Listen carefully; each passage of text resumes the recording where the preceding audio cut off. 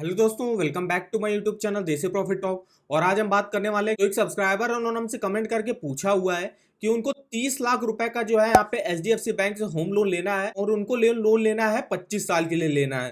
तो उनकी जो है महीने की सैलरी कितनी होनी चाहिए 30 लाख रुपए का होम लोन लेने के लिए, वो भी 25 सालों के लिए।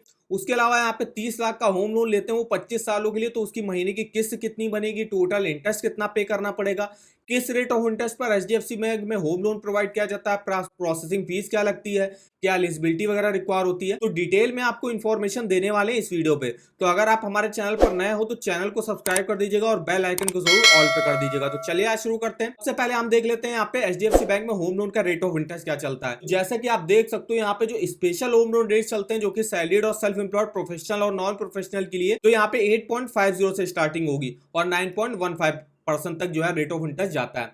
उसके अलावा जो यहाँ पे स्टैंडर्ड होम लोन रेट चलते हैं, जिसमें 8.75 से स्टार्टिंग होगी और 9.40% तक जाएगा। तो जो सब्सक्राइबर ने पूछा था कि उनका जो है यहाँ पे अकाउंट है एचडीएफसी बैंक में, तो उनको आराम से जो है स्पेशल होम लोन रेट पे जो है यहाँ पे लोन प्रोवाइड कर दिया जाएगा। और उनका अगर सिविल स्कोर 750 के ऊपर है तो आराम से जो है मिनिमम रेट ऑफ इंटरेस्ट पर जो है आपको यहाँ पे होम लोन मिल जाएगा। तो 8.5% जो कि मिनिमम चल रहा है, तो हमने यही रेट ऑफ इंटरेस्ट ले लिया। इसके अलावा जो है यहाँ पे अब हम आ जाते हैं अपने ईएमआई कैलकुलेटर पे। यह बेस्ट ईएमआई कैलकुलेटर। यहाँ पे सबसे पहले हम अमाउंट डाल देते हैं, 30 लाख का हमको लोन लेना है। रेट ऑफ इंटरेस्ट जो यहाँ पे हमने लिया हुआ है 8.5% लिया हुआ है। और लोन टेन्योर आप मैक्सिमम 30 साल के लिए लोन ले सकते हो, हमें 25 साल के लिए लेना है। तो 30 लाख का लोन अगर हम 25 साल के लिए लेते हैं 8.5 के रेट ऑफ इंटरेस्ट पर, तो मेरी जो महीने की किस्त बनेगी वो बनेगी 24,157 रुपए की। टोटल इंटरेस्ट जो मुझे पे करना पड़ेगा वो करना पड़ेगा 42,47,044 और टोटल पेमेंट करनी होगी 72,47,044 रुपए। आप यहाँ पे देख सकते हो जैसे कि प्रिंसिपल लोन अमाउंट जो आपका एक ग्रीन वाला सेक्शन है वो आपका 41.4% है, जो आपने 30 लाख का लिया है। वहीं जो टोटल इंटरेस्ट आप चुका रहे हो जो कि है 42 लाख रुपए, जो आपके प्रिंसिपल से भी जो है काफी ज्यादा है, 58.6% है। तो इसका हमने डिटेल में एक वीडियो बनाया हुआ है जिसमें हमने आपको जो है पूरा डिटेल में बताया हुआ है कि कैसे आप अपने होम लोन के जो इंटरेस्ट को है वो इंटरेस्ट फ्री कर सकते हो। वो वीडियो का लिंक आपको वीडियो के डिस्क्रिप्शन बॉक्स में मिल जाएगा, उसमें हमने डिटेल में इंफॉर्मेशन दी है। अब यहाँ पे इस तरीके से आप अपना ईएमआई देख सकते हो और डिटेल में इंफॉर्मेशन आपको मिल जाएगी इस ईएमआई कैलकुलेटर पर।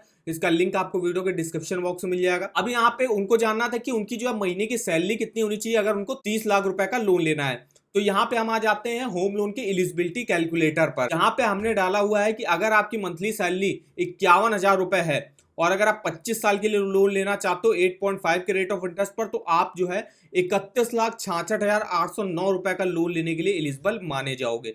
इस तरीके से आप अपना एलिजिबिलिटी जो है चेकआउट कर सकते हो। अब मान लीजिए अगर आपकी 51,000 सैलरी है और आप 30 साल के लिए लोन लेना चाहते हो, तो आप देखिए मैक्सिमम 33 लाख रुपए का लोन ले सकते हो। 25 साल के लिए मैक्सिमम 31 लाख का लोन ले सकते हो। उसके अलावा अगर आप 20 साल के लिए देखो तो आप 29,38,000 रुपए का लोन लेने के लिए एचडीएफसी बैंक से एलिजिबल माने जाओगे। अदर ईएमआई भी अगर आपकी कोई चल रही है, मान लीजिए मेरी कोई, जैसे कि मुझे 51,000 मेरी सैलरी है और 25 साल के लिए मुझे लोन लेना, तो 31,66,000 का मैं लोन ले सकता हूं। अगर कोई मेरी अदर ईएमआई चल रही है, मान लीजिए मेरी कोई 3,000 रुपए की अदर ईएमआई पहले से चल रही है, तो 3,000 की अगर आपकी ईएमआई चल रही होगी, देखिए आप जो 31 लाख का लोन ले पा रहे थे, अब आपका जो लोन अमाउंट है घट के 27,94,000 रुपए का हो गया।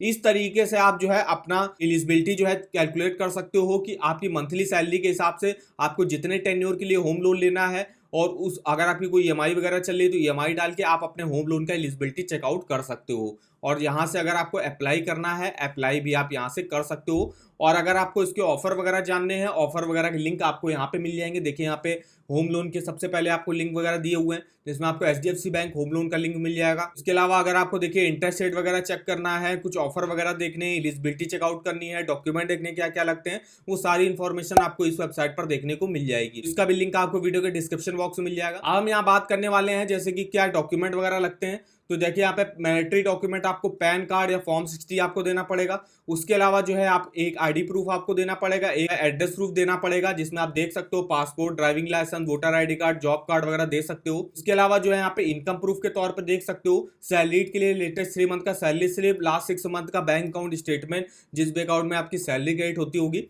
उसके अलावा या तो फॉर्म 16 दे दो लेटेस्ट, या आईटीआर आप दे सकते हो। उसके अलावा जो सेल्फ एम्प्लॉयड प्रोफेशनल और नॉन प्रोफेशनल होंगे उनको जो है income tax return last 2 year का देना पड़ेगा, बैलेंस शीट देनी पड़ेगी लास्ट 2 ईयर की, profit and loss account statement last 2 year का दिखाना पड़ेगा। आपको जो है अपना करंट अकाउंट स्टेटमेंट और saving account statement last 12 month का दिखाना पड़ेगा।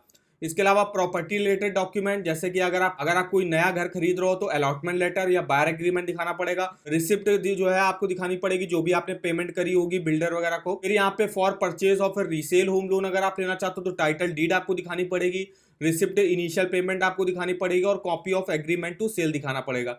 अगर आप अपने घर में कंस्ट्रक्शन करा रहे हो, कोई प्लॉट है उसमें कंस्ट्रक्शन करा रहे हो, तो उसके लिए टाइटल डीड ऑफ प्लॉट दिखाना पड़ेगा। Proof of no encumbrance on property, मतलब उस प्रॉपर्टी में कोई जो है यहाँ पे केस वगैरह तो नहीं चल रहा है, तो वो आपको दिखाना पड़ेगा उसका प्रूफ।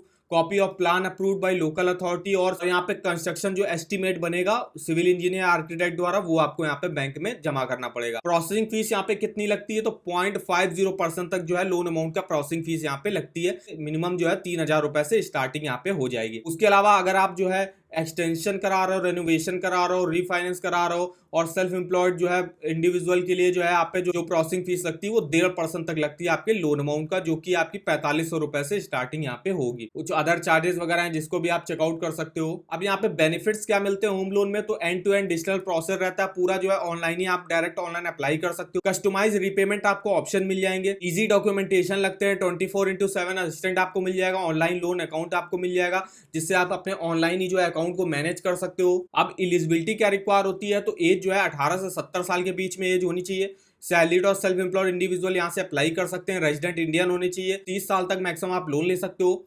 उसके अलावा जो सेल्फ एम्प्लॉयड इंडिविजुअल होंगे उनमें जो है यहाँ पे प्रोफेशनल और नॉन प्रोफेशनल कैटेगरी में कौन कौन से लोग आते हैं, तो प्रोफेशनल में जैसे कि आपके डॉक्टर हो गया, लॉयर हो गया, चार्टर्ड अकाउंटेंट, आर्किटेक्ट, कंसल्टेंट हो गया, इंजीनियर, कंपनी सेक्रेटरी, और वही नॉन प्रोफेशनल में ट्रेडर हो गया, कमीशन एजेंट हो गया और कॉन्ट्रैक्टर हो गया। आपको जो है एक को एप्लीकेंट भी ऐड कराना होगा, उसके काफी सारे अच्छे बेनिफिट वगैरह मिलते हैं, जैसे कि आपका लोन का जो अमाउंट है वो बढ़ जाता है, तो इसलिए को एप्लीकेंट आपको ऐड कराना जरूरी होगा। और यहाँ पे देखिए अगर आप 30 लाख रुपए तक का लोन लेते हो तो प्रॉपर्टी कॉस्ट का 90%, 30 लाख से 75 लाख लोन लेते हो तो प्रॉपर्टी कॉस्ट का 80%, और 75 लाख के ऊपर का लोन लेते हो तो प्रॉपर्टी कॉस्ट का 75% जो है एचडीएफसी बैंक आपको लोन प्रोवाइड करता है। तो ये देखिए हमारी पूरी इंफॉर्मेशन है कि एचडीएफसी बैंक से आप अगर आपको 30 लाख रुपए का होम लोन लेना है और 25 सालों के लिए लेना है तो आपकी महीने की किस्त कितनी बनेगी, टोटल इंटरेस्ट क्या बनेगा, उसके अलावा आपकी जो है मंथली सैलरी कितनी होनी चाहिए 30 लाख रुपए का होम लोन लेने के लिए 25 सालों की, तो वो आप जो है एलिजिबिलिटी कैलकुलेटर पर चेकआउट कर सकते हो। रेट ऑफ इंटरेस्ट जो है यहाँ पे स्टार्टिंग होगी 8.5% से स्टार्टिंग हो रही है एचडीएफसी बैंक में।